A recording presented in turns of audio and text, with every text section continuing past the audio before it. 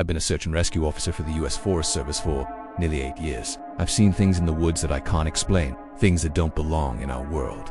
Like the staircases, perfectly clean, modern-looking stairs that rise from the forest floor and go nowhere. There are a few rules in my line of work. Nothing we find in the forest is to be touched. If it wasn't meant to be found, it's best left there. And most importantly, the stairs, they're not to be climbed. There are some things you do when I want to wake up in the middle of the night and see standing at the foot of your bed. Spiders, clowns, your wife's naked brother, all those are bad. But nothing fills me with the kind of terror that will keep me awake for weeks after a shift than seeing a set of stairs rising into the tree line. I've found hundreds of these staircases over the past 8 years. I've seen them made of wood, concrete, metal. They have red carpets, brass railings, sometimes even a welcome mat outside them.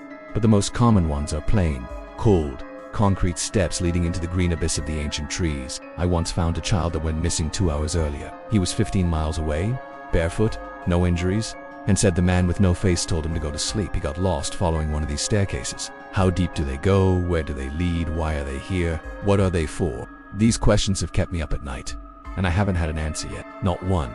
Only recently did I discover the reason behind the strange occurrences, and what I found out terrified me. Every single staircase is different. Some are only a few steps before disappearing into the foliage. Others have 12 or more steps leading to a platform. And there are even staircases that form circles. That's right. Circles of concrete steps ascending into the sky, sometimes going as high as 40 feet. At the top is usually a platform, and on the platform is always a cube. It doesn't matter what the weather is like, what the season is, how old the tree is, what type of tree it is, where exactly in the woods it is located. The staircases always appear directly underneath the center of the canopy.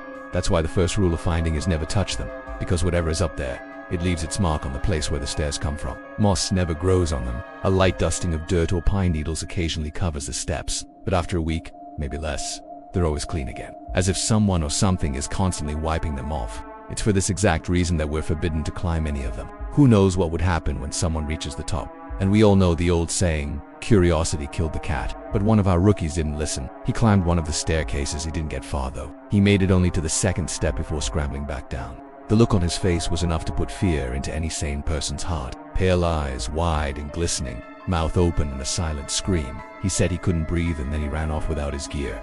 That was 3 days ago. His name is William Howard and we haven't seen him since. We found his uniform folded neatly on his bed.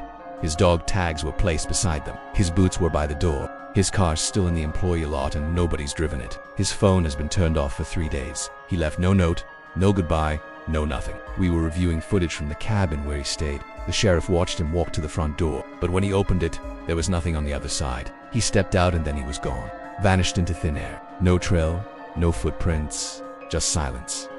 The forest swallowed him whole. Now, I know the forest doesn't do that. It might seem to, but the forest doesn't take everyone who goes missing. Most times we can find them on the outskirts of the forest, dazed, confused, unable to remember anything. They were walking along the road and just stopped. Other times we find their cars in the parking lots and their bodies on the other side of the tree line, having suffered a fatal fall. There are even cases of people who simply sit down on a log and fall asleep forever. And yet there are people like William who just disappear. The forest swallows them and spits them back out as something else entirely. When we found William's cabin, we searched everywhere. His stuff was in order, nothing out of place. In the kitchen, we found half a cup of coffee, a plate with crumbs. In the bathroom, a toothbrush, toothpaste, a razor with 3 days worth of stuff. In his bedroom, a neat pile of clothes, his glasses perched on the nightstand, a half-written journal with the entry dated 3 days ago, and the last thing he wrote was, "I'm too scared to go to sleep tonight."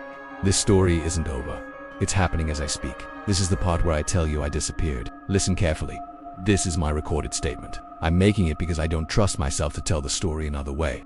For the past 3 days I've been living inside one of the cabins by myself, trying to catch a break from everything. I needed a day to write up my report, I wanted to finish my coffee, but each morning when I woke up, the coffee was cold and the pages were blank. Every time I closed my eyes, I heard a whisper. Every time I opened my eyes, the stairs were right there. They materialized out of the wall, and every time I looked away, they vanished from sight.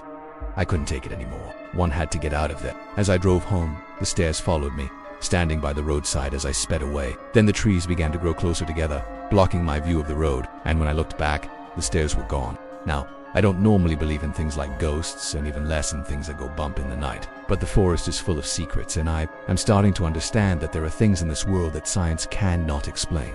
You should stay away from the stairs. And if you see them, don't just turn away. Don't even look at them. Just run.